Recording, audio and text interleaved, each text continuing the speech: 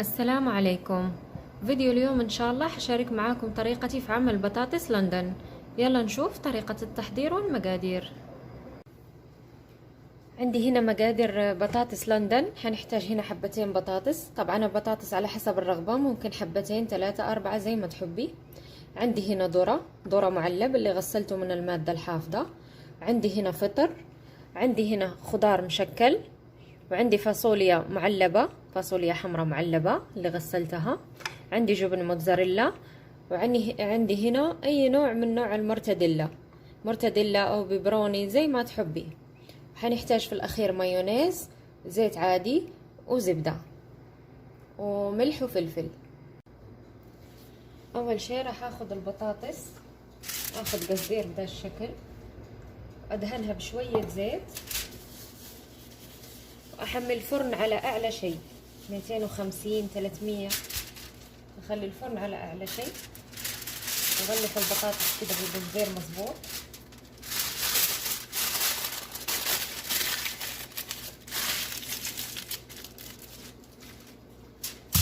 أخذ الثانية شوية زيت،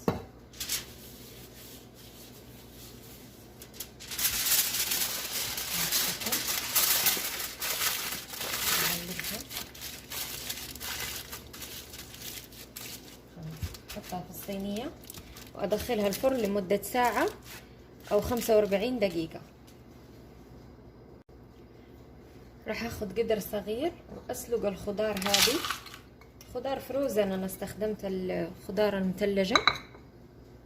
أحط لها شوية ملح وموية، وأسلقها كده لمدة 15 دقيقة فقط.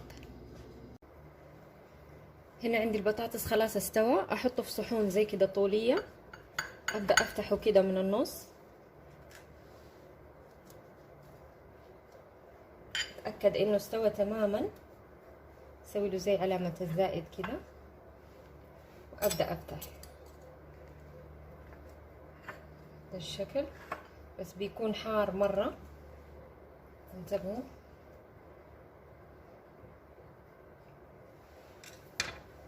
اخذ هنا عندي زبدة،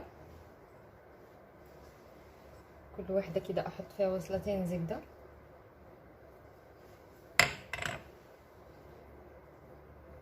وابدأ اضغط البطاطس كأني بفرغها كده من جوا، وتنخلط كده عندي مع الزبدة.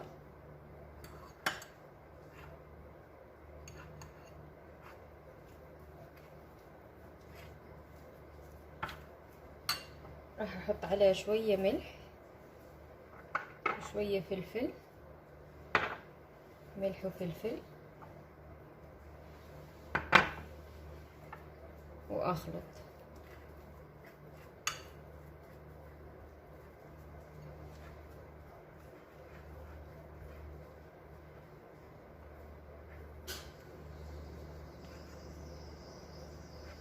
حاول كده اخلطها كلها بهذا الشكل. بعدين ابدا انزلها كده على تحت البطاطس عشان يصير عندنا مجال نحط الخضار بالشكل. نحط شوية جبن من تحت، جبن موتزاريلا او بارميزان زي ما تحبوا. دحين هاخد عندي هنا بوله، اخذ الخضار اللي سلقتها، شوية ذرة، الذرة لا تكتروا، فاصوليا حمراء، وفطر سوري، وراح احط عليهم ملعقة كبيرة من المايونيز،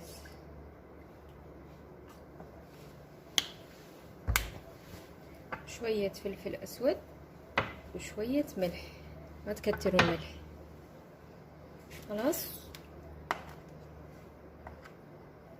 نستخدم الملعقة.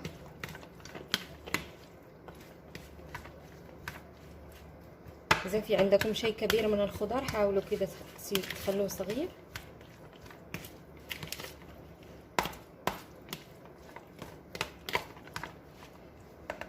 اجيب البطاطس ده الشكل، ابدا اعبيها بالخضار.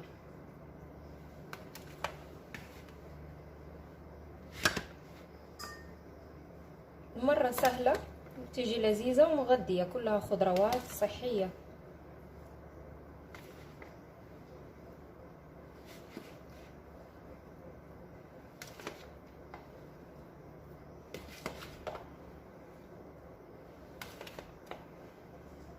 عبيها الخضروات بهذا الشكل.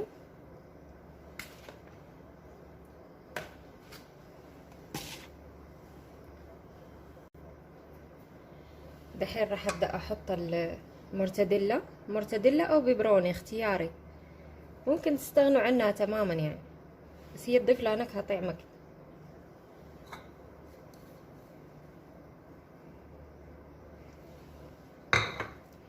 خلاص، واحط عليها جبن موتزاريلا بهذا الشكل. ممكن تضيفوا لها كمان شويه جبن بارميزان اللي يحبوا، اختياري، اديها نكهه. خلاص دحين حدخلها الفرن، اشغل عليها من فوق بس يدوب عندي الجبن وندرها. هذا الشكل النهائي لبطاطس لندن بعد ما ذابت الجبنة نقدمها. اتمنى تجربوا الوصفة وتعجبكم، ولا تنسوا حبايبي الاشتراك في القناة وتفعيل الجرس، وبألف عافية.